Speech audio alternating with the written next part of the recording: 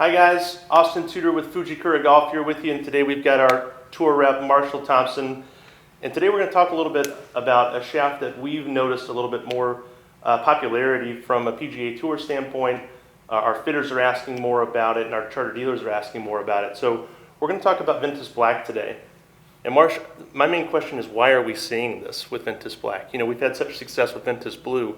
Tell me a little bit why we're seeing Ventus Black become more popular. Yeah, I've seen tour swing speeds and speeds in general, even from young amateurs. I've seen that begin to increase their taught speed at such a young age, and there's a few really long players on tour right now that are dominating these courses, and it's keeping up with the Joneses. They want what somebody has, and Sure. so their gravity with that increased speed sometimes comes an increase of spin, and Ventus Black, being a low launch, low spin shaft, is negating some of that spin. It also has an ultra stiff handle section, which allows that player to retain some of that load for as fast as they're swinging it. So I think that's why you're seeing a lot of players on tour start to gravitate towards maybe some a stiffer profile in the Ventus, just because it reduces launch and reduces spin. Sure. And one thing to point out is it's not only about that longer carry distance, it's about being more consistent as well. And I think we're getting some of that through our Velocor technology. Yeah, Velocor was produced on our Enzo 3D high-speed motion capture camera system, and we were able to see, how much a shaft is bending, deflecting, and twisting, but primarily twisting.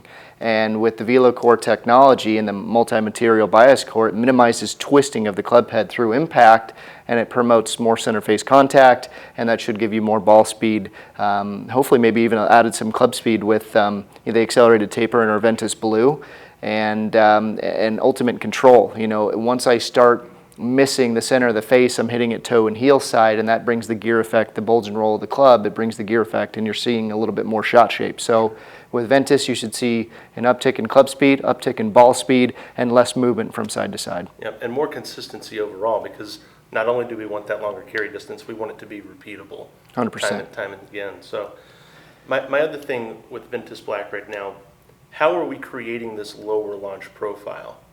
Yeah, so the stiffer the shaft, the less it will lead. So we know that a shaft going into the ball, it's drooping, it's twisting, and it's in lead. A shaft is always in lead going to impact. So this in lead means so this direction. Yes. So Right. The best way I can do it is the head's out front, and the midsection is can be going backwards a little bit.